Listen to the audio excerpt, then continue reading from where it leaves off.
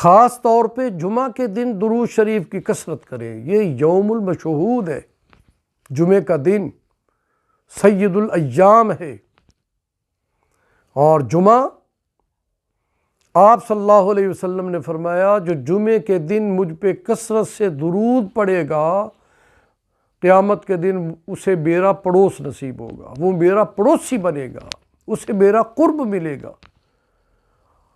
اور ہم نے تو اپنے بزرگوں سے سنا ہے کہ درود شریف کی کثرت سے دنیا میں بھی حضور کا قرب ملتا ہے،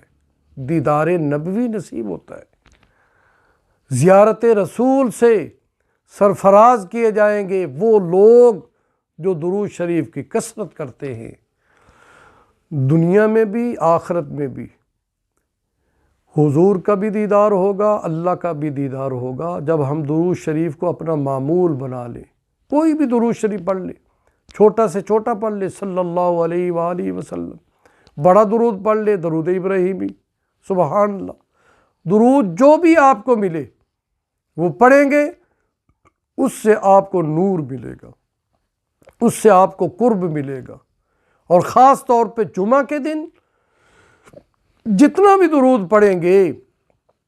حضور صلی اللہ علیہ وسلم کا قرب ملے گا، پڑوس ملے گا، آپ کی شفاعت بھی نصیب ہوگی۔